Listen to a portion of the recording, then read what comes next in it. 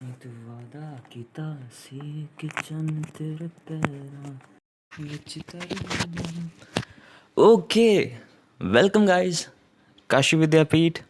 मेरा नाम है अमन वर्मा और आज हम कर रहे हैं कंटिन्यू अपनी फिर से सीरीज सीडीएस का। हम क्वेश्चन पेपर कर रहे हैं, कौन सा? सीडीएस 2021। अब इतना पुराना क्यों कर रहे हैं मुझे खुद नहीं पता, वो मिला मैं डाउनलोड करके सॉल्व करने लग गया। नए वाले भी कर रहे हैं, 2023 का भी कराऊंगा आपको, टेंशन ना लो। पहले ये कंप्लीट हो जाए। 34 नंबर क्वेश्चन पे हैं। अगर आपने इससे पहले के क्वेश्चंस नहीं देखे हैं तो जस्ट आप मेरी प्लेलिस्ट में जाइए, आपको मिल जाएंगे क्वेश्चन। ओके, तो लेट्स स्टार्ट। बहुत बकवास करता हूँ मैं।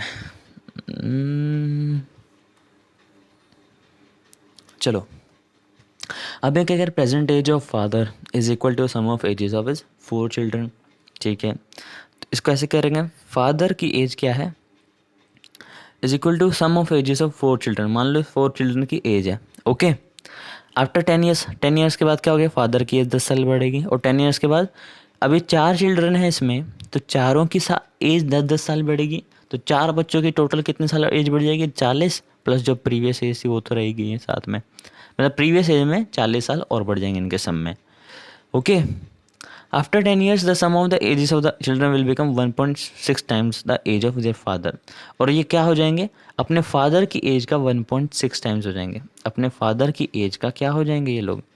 अपने फादर की एज का ये लोग हो जाएंगे 1.6 टाइम। ओके, ये कह रहे हैं वो लोग। तो काफ़ी इजी है, जस्ट इसको सॉल्व करना है यहाँ पे। प्रेजेंट एज ऑफ फादर यानी आपको एफ़ की वैल्यू पूछेगी, तो जस्ट इसको सॉल्व करेंगे, एफ़ की वैल्यू आ जाएगी। ईजी है, या निकाल दूँ मैं? वरना बोलोगे कि सर करे कर तो दो, करना ही रहे हो। अच्छा, तो एफ़ की वैल्यू क्या है? ये वाली जो कि सम है चिल्ड्रन एज का। तो मैं जस्ट उसको ऐसे ड्रॉ किया हूँ, पेपर में ऐसे ही करता हूँ मैं, फालतू का लिखता नहीं हूँ, बस ऐसे कुछ ना कुछ साइन बना देता हूँ। ठीक है, तो फादर 1.6 इंटू, मैं इसकी जगह अल्फ़ा लिख देता हूँ लो, और ईजी हो जाएगा। तो एफ़ की जगह क्या लिख दिया मैंने? अल्फ़ा प्लस 10 और ये 40 प्लस अल्फ़ा। ठीक है, तो यहाँ पे 1.6 अल्फ़ा हो जाएगा और ये अल्फ़ा है ये, तो इधर आएगा माइनस में, तो यहाँ पे 0.6 अल्फ़ा हो जाएगा। प्लस 1.6 इंटू 10 से मल्टीप्लाई होगा तो ये 16 होगा, और इधर 40 है, 40 में से 16 गया 24। तो अल्फ़ा की वैल्यू कितनी आ गई भाई? 6 चौका 24, 40 आ गई। यानी सम ऑफ चिल्ड्रंस एजेस कितना है? 40 है। ओके, चिल्ड्रंस की एज का सम कितना है? 40। फादर की निकालनी है हमें, तो फादर की भी यही है, क्योंकि फादर की एज क्या है? Equal to sum of ages of his 4 children. तो उसके हमने अल्फ़ा निकाला। अल्फ़ा क्या है? Sum of ages of children, और यही फादर की एज है 40। आगे चलो, the sum of numerator and denominator of fraction is 10। ठीक है, कह रहे हैं कि न्यूमरेटर प्लस डिनोमिनेटर का सम क्या है? 10 है। Numerator is increase by 3। अगर हम न्यूमरेटर को 3 से इंक्रीज कर दें और डिनोमिनेटर को डिक्रीज कर दें 1 से, तो हमारा फ्रैक्शन 1 आता है। ठीक है, what is the difference between numerator and denominator of fraction? मतलब आपका n माइनस डिफाइन करने को बोला है। तो अब क्या करो, यहाँ पे ना आप वैल्यूज़ लेट करो कि मैं क्या ऐसे n की वैल्यू रखूँ जिसमें ये सारी कंडीशन मेरी सेटिस्फाई हो रही है। तो 10 बनता कैसे? 1 और 9 से बनता है। सम क्या होना चाहिए? 10 होना चाहिए। 1 9 हो सकता है, 2 8 हो सकता है, 3 7 हो सकता है। ट्राई करें 1 9 में, तो 1 में अगर मैं 3 प्लस करूँ तो ऊपर 4 आता है, नीचे 9 में से 1 माइनस करें तो मैं 8 आता है, 4 बाय 2, ये 1/2 हो रहा है, नहीं हो रहा। या उल्टा कर देते हैं, इसको न्यूमरेटर ले लेते, इसको डिनोमिनेटर ले लेते, तो ऊपर 2 आ जाता डिवाइड करके। तो आंसर तो आ ही नहीं रहा किसी तरीके से, 1 लाना है। 2 और 8 ले लेते, 2 में 3, तो 2 में 3 प्लस करेंगे 5, और यहाँ पे 8 माइनस 1 करेंगे तो 7 नहीं आ रहा, बनेगा ही नहीं।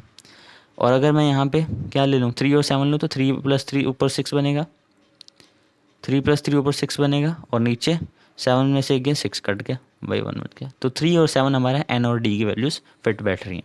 तो एन माइनस डी, तो 7 माइनस 3 में कितना डिफरेंस है? 4 का, बस सी ऑप्शन हमारा। तो इस तरीके से आपने करना है, थोड़ा फास्ट फास्ट।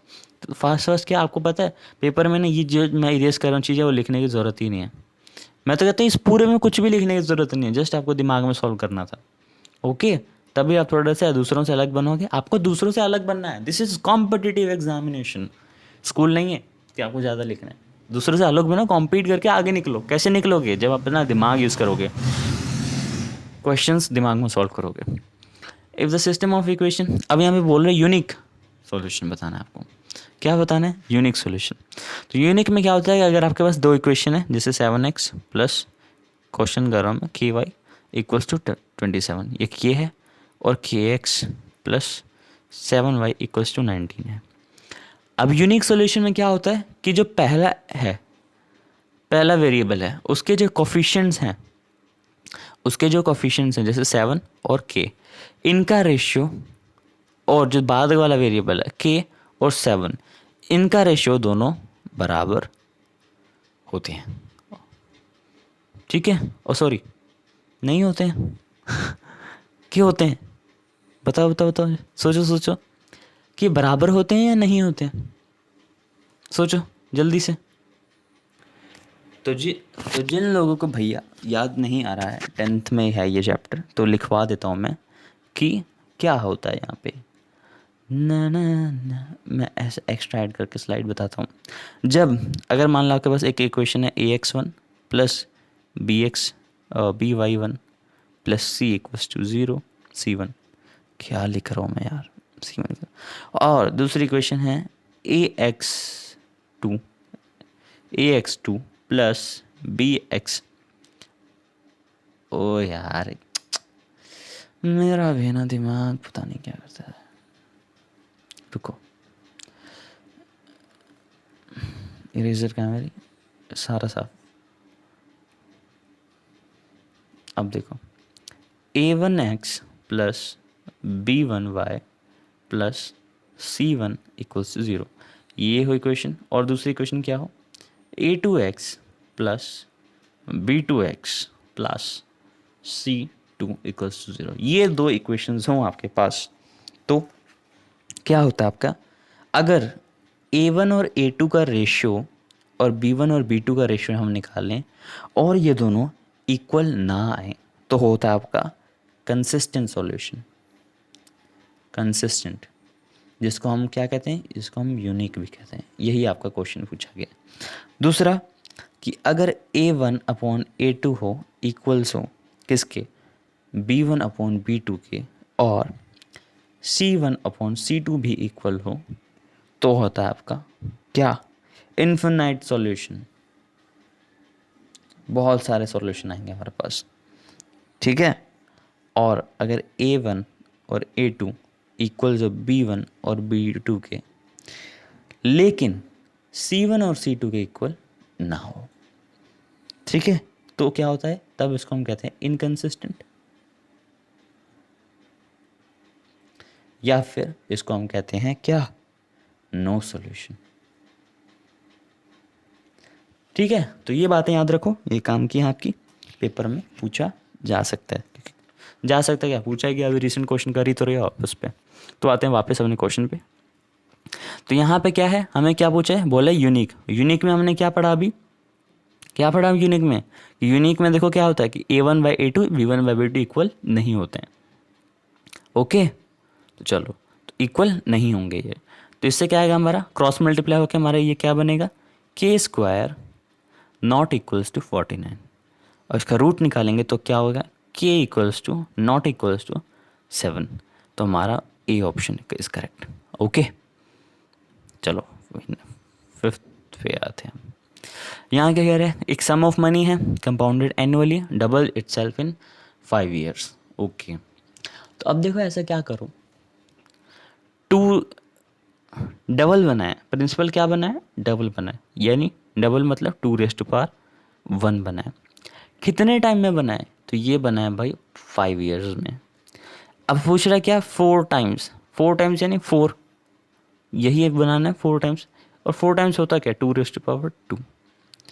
तो अब और आपसे पूछा टाइम, देखो जब यहाँ 1 था तो यहाँ पे क्या आया है, तो यहाँ पे आया है 5, और यहाँ पे 2 आ गया है, यानी इसमें किसकी मल्टीप्लिकेशन हुई है, 2 में, तो इसके भी में क्या हो जाएगी, 2 मल्टीप्लिकेशन 10 years। इस तरीके से शॉर्टकट से भी आप कर सकते हो ये वाला आंसर, और लेकिन इसका लॉन्ग मेथड क्या है मैं वो भी बता देता हूँ, वरना कुछ बच्चे बोलेंगे कि ये क्या तुक्का तरीका हो रहा है यहाँ पे। ठीक है, बताता हूँ, चलो इसको रहने देते हैं यहाँ पे, मैं अपना यहाँ साइड में करता हूँ। देखो हमें पता है क्या, क्या पता है, कंपाउंड इंटरेस्ट में क्या होता है,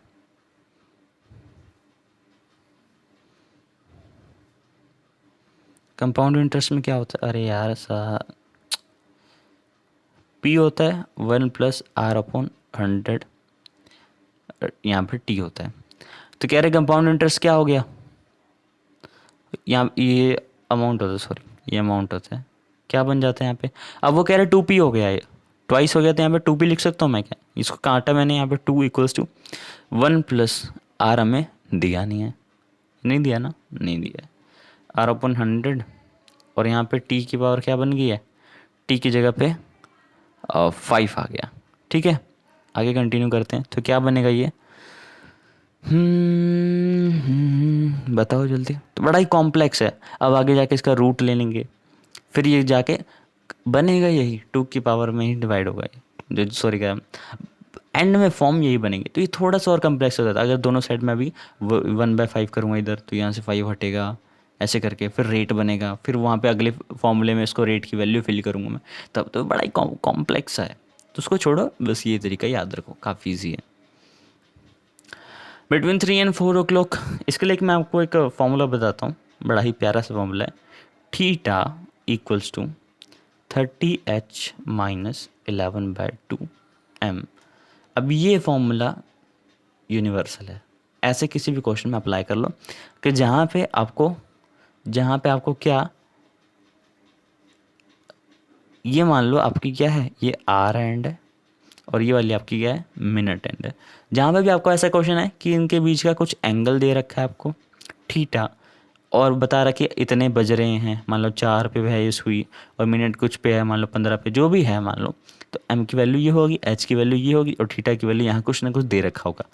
ठीक है, तो इस पर एक फॉर्मूला आप पुट कर सकते हो। अब यहाँ पे क्या बोला है, यहाँ पे क्या क्या चीज़ें गिवन है, हम इसमें हम निकालते हैं इसे। देखो यहाँ पे हमारे पास देखो 3 and 4 o'clock दो दे रखे हैं, the hour hand minute hand will coincide past में। अब देखो यहाँ पे क्या करी, कोइंसाइड, मतलब ये आर एंड है, इसी के ऊपर मिनट एंड भी है। अब बता सकते हो कोई चीज़ अगर ऐसे है कोइंसाइड कर रही है, तो उनके बीच में एंगल कितना बनेगा, सोचो एंगल क्या बनेगा, तो इसमें बनता है एंगल 0। और अगर ऐसे हो तो ये आर एंड और ये मिनट एंड, तो एंगल क्या बनेगा इसमें, ये एंगल बनता है 180 का। तो यहाँ पे हमारी क्या कर रही है, कोइंसाइड कर रही है, तो कोइंसाइड कर रही है तो थीटा कितना होगा हमारा 0। चलो इसमें पुट किया जाए, तो थीटा हमारा भी 0 हो गया, थीटा हमारा 0 है। और 30 इंटू एच क्या लेंगे हम, 3 लेंगे, क्योंकि 3 बज चुके हैं, 3 बज चुके हैं और 4 पे जाने वाली है, इसके बीच में कितने मिनट्स में वो करेंगे, कोइंसाइड करेगी, तो 3 बज चुके हैं, तो हम यहाँ पे लेंगे 3 - 11/2 इंटू मिनट्स। मिनट्स क्या है, ये हमको निकालना है, देखो आंसर में मिनट्स है, तो ये हमको निकालना है, तो ये रहते हैं, इसको ये रहने देते हैं। अब यहाँ पे क्या बनेगा, ये इसके इक्वल हो जाएगा, है ना। अब यहाँ पे क्या बनेगा, ये 90/180/11 भाई साहब, तो ये क्या बनेगा, 11 कम 11 और यहाँ पे 7, तो 11 6 67, ठीक है, और यहाँ पे बच गया कितना 4, इतने मिनट्स 16 4/11, मतलब 16 कंप्लीट है और कुछ में 16 मिनट्स पूरे और कुछ और सेकंड्स, तो हम यहाँ पे क्या बोलेंगे 16 से 17 मिनट्स के बीच में आएगा। ओके, 16 से मिनट से थोड़ा सा ज़्यादा है, तो ये वाला आंसर हो जाएगा हमारा। Next, Sheela can stitch a suit in 2 days।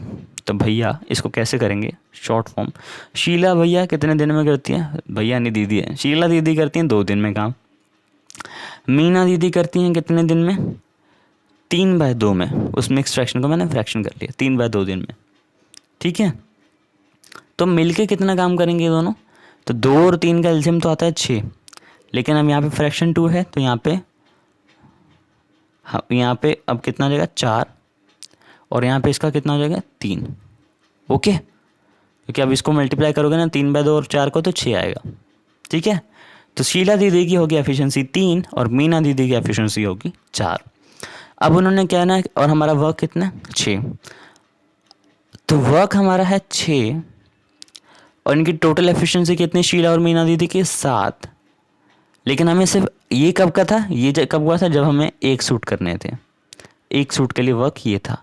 अब हमें करना कितना है 30 सूट, तो टोटल वर्क कितना हो जाएगा हमारा, एक सूट में लगता है इतना, एक सूट मतलब एक सूट हमारा 6 काम को दिखाता है, 30 क्या हो जाएगा भाई, 6 × 30। तो यहाँ पे 6 × 30 ये हमारा हो जाएगा टोटल वर्क, और ये शीला दीदी और मीना दीदी की टोटल एफिशिएंसी। इसको डिवाइड करेंगे 6×3 = 18 / 7। तो देखो यहाँ पे ऑप्शंस पहले ही बता देता हूँ गलत है, इसमें ऑप्शंस गलत हैं बिल्कुल, क्योंकि किसी भी तरीके से भी हमारा ये पूरी तरह से कटेगा नहीं। 7×14, ठीक है, 1 मिनट, ठीक है वापस आते हैं। 7×14 4, 7×35 25 और पॉइंट समथिंग आएगा, ठीक है। तो ये ऑप्शंस गलत हैं सारे, लेकिन करना ये मेथड सही है, ये मेथड सही है, okay. If 2x - 3 = 7 what is the value of, अच्छा तो अब आपको भी यहाँ पे कुछ ना कुछ दिखना चाहिए। क्या दिखना चाहिए, एक आपको 8x³ दिख रहा है, एक आपको 27 - y³ दिख रहा है, और बीच में क्या है, इनका भी सम 3 बन रहा है फ्रैक्शंस का, ओ सॉरी वेरिएबल्स का। तो यहाँ पे क्या कुछ ना कुछ नहीं तो मेरे को यहाँ पे 2x³ और यहाँ पे 3xy³ दिख रहा है। तो मेरे को यहाँ से ये हिंट होगा, तो कहीं यहाँ पे a³ - b का होल क्यूब तो नहीं लगा फॉर्मूला, चेक कर लेते हैं। तो अगर मैं यहाँ पे 2x - 3y का क्यूब करूँ, क्यों मैंने किया, क्योंकि मेरे को यहाँ पे 2x का क्यूब मिल गया और यहाँ पे मेरे को 3x का क्यूब मिल गया। तो मैं ट्राई करके देख लेता हूँ क्या यही फॉर्मूला लगा हुआ है, और बीच में इनके 27 क्या माइनस का भी है, तो पक्का 3 माइनस में रहा होगा। तो करके देखते हैं यहाँ पे, तो a³ - 3a² b, ठीक है। तो ये 36 x² y plus 3ab² that is 54 xy² multiply करके आएगा, minus b³ that is 27y³। Okay, तो ये पूरा बन गया, ठीक है। तो हमने सही किया मान लो, मतलब तो ये इक्वेशन रिड्यूस होके बन क्या जाएगी, क्या बन जाएगी कि ये 2x - y³ है, और क्या है, और ये 340 के इक्वल है। इसकी वैल्यू हमें पूछी गई है। तो आपको शुरू में देखो यहाँ पे कुछ दिख रहा है, ये इक्वेशन दिया है, यहाँ से क्या आप 2x - 3y की वैल्यू निकाल सकते हो, क्या आएगी वहाँ से 7 आएगी। तो यहाँ फिल करोगे 7 का क्यूब यानी कितना 343 - 340 = 3। इस क्वेश्चन को भी करने के लिए आपको पेन की ज़रूरत नहीं है, ये बात दिमाग में घुसा लो कि ऐसे क्वेश्चंस में अगर आप पेन यूज़ कर रहे हो तो मैं आपके हाथ तोड़ दूंगा, समझे। क्यों, क्योंकि आपको यहाँ पे देख के समझ आना चाहिए कि a - b का होल क्यूब है, तो यहाँ पे 2x - 3y का होल क्यूब बनेगा। ऊपर वाले क्वेश्चन से मैं 2x - 3y की वैल्यू 7 ले सकता हूँ, 7 फिल करूँगा 343, यहाँ पे 343 में 40 गया, 3 आंसर आएगा मेरा। इस तरीके से आपको सोचना है, ठीक है। अब मैं क्यों यहाँ पे टाइम लगा रहा हूँ, मेरा काम है समझाना आपको, ठीक है। बहुत बच्चे होंगे जिनको अगर मैं फास्ट करूँ उनको समझ नहीं आएगा, ठीक है। तो मेरा काम है सबको समझाना, ओके। आपका काम है दिमाग में सॉल्व करना, नहीं तो मैं सपने में आके मारूंगा बहुत। 9th, if P varies directly S Q, ठीक है जी। पहले क्या कह रहे हैं कि P डायरेक्टली वेराइज कर रहा है क्यू से, और क्या कह रहा है P वेराइज कर रहा है क्या इन्वर्सली, यानी 1/, में स्क्वायर ऑफ R, यानी ऐसे वेराई कर रहा है, ओके। तो मैं इन दोनों इक्वेशन से मैं कॉमन क्या निकाल सकता हूँ कि मेरे को P जो है वेराई कर रहा है Q/R का स्क्वायर से वेराई कर रहा है, क्या मैं ये निकाल सकता हूँ, क्योंकि इसमें मेरी पहली और दूसरी कंडीशन दोनों सेटिस्फाई हो रही है, okay. What is the percentage change in P, अब P में हम परसेंटेज चेंज निकालनी है, due to increase in Q by 20%। अब Q का क्या हो रहा है, 20% इंक्रीज हो रहा है। मैं इसको बेसिकली क्या लिख सकता हूँ, अब मैं इक्वेशन में लिखने की ज़रूरत नहीं है, बट फिर भी बहुतों को मैं समझा रहा हूँ कि कैसे करना है। अब इसको क्या लिख सकते हो आप कि ये P = कांस्टेंट हटाने के लिए हम ये डायरेक्टली प्रोपोर्शनल का साइन डालने के लिए कोई हम कांस्टेंट लगाते हैं कि अब कह रहे हैं क्या कि Q में चेंज आया है 20% से, और वो इंक्रीज़ हुआ है। 20% की फ्रैक्शन होती है क्या 1/5, और क्या हुआ इंक्रीज़ हुआ है, यानी क्या बन जाएगा एंड में 5 इसमें 1 में प्लस होगा, Q बन चुका है। अब क्या नया Q है हमारा, वो क्या है 6/5 का Q है। और नया आर क्या है हमारा, कह रहे हैं डिक्रीज हुआ है बाय 20%। 20% की फ्रैक्शन अगेन 1/5, लेकिन इस टाइम क्या हुआ, वो डिक्रीज हो रहा है। इन 5 - 1 4/5 हो गया आर। तो यहाँ पे इसकी वैल्यू फिल कर देते हैं नए वाले में, के क्यू डैश आर डैश में फिल कर दो। अब मैं ऐसा क्यों कर रहा हूँ यार, जबकि ज़रूरत नहीं है, पर फिर भी आपको समझाने के लिए, छोटे बच्चे हो बहुत इसमें। क्यू डैश की वैल्यू 6/5 क्यू मैं लिख देता हूँ यहाँ पे, और 6/5 यहाँ बाहर। और आर डैश की वैल्यू 4/r है, और यहाँ पे क्या है भाई, स्क्वायर है। तो यहाँ पे क्या हो जाएगा, ये इसकी वैल्यू फिल करूँगा तो आर स्क्वायर मैं साइड लिख देता हूँ 16/25। तो यहाँ से कैंसिल होकर क्या आ जाएगा, 5 2 3 6 और 2 8 16, यानी 5 3 15/8। 5 3 क्या हो जाएगा, 15/8। तो यानी पी डैश की वैल्यू क्या आ रही है, 15/8। तो आपसे पूछा परसेंटेज चेंज कितना हुआ, तो ये 15 8 से कितना ज़्यादा है, 7 ज़्यादा है। किस पे ज़्यादा है, 8 पे ज़्यादा है। तो अब इसकी परसेंटेज निकालो। तो इसकी परसेंटेज आ रही है कितनी, इसकी परसेंटेज आ रही है 87.5%। ओके, तो क्या इसमें भी आपको इतना सब लिखने की ज़रूरत थी क्या, नहीं थी। आपको डायरेक्ट पता क्या लिखना था, बताते हैं आपको डायरेक्ट क्या लिखना था इसमें। जस्ट क्या बनेगा, आपको दिमाग में सोच लेना कि Q/R का स्क्वायर है, बन रहा है। Q में कितना हो रहा है, 20% इंक्रीज यानी 6/5, और इसमें आर स्क्वायर में 4/4 यानी 16/25 होगा। और यहाँ पे कटिंग करके डायरेक्ट आपको कितना मिला था, 18/5 यानी 15/8, यानी 7/8। और उसको दिमाग में करना था। अगर थोड़ा आपके प्रैक्टिस है कैलकुलेशन में, थोड़े से फास्ट हो, तो इसमें भी आपको पेन की ज़रूरत नहीं है, ठीक है। तो पेन को तो भाई आपने अनटचेबल बना देना, ठीक है, क्योंकि पेन पे आप कर सकते हो, आपको कोई वो नहीं लगेगा, क्या कहते हैं उसको, कोई आर्टिकल का वायलेशन नहीं करोगे। Pen is not a living thing, इसके साथ अपनी अनटचेबिलिटी करनी है, ठीक है। अच्छा, अनटचेबल से बताओ कौन सा आर्टिकल है जो अनटचेबिलिटी से वो करता है, क्या करता है, बैन करने को कहता है, बताओ जल्दी, मेंशन करना कमेंट में। ख़त्म। अरे भाई शुक्रिया भाई बैठने के लिए यहाँ पे। 22 मिनट हो गए यार, मैं इतना टाइम क्यों ले लेता हूँ, चलो कोई नहीं। तो भाई आ जाना अगली बार फिर से मुंह उठा के पढ़ने के लिए। सॉरी भाई, प्लीज़ आ जाना, ठीक है। आपका ये बेनिफिट है, मेरा भी है थोड़ा सा। Okay bye.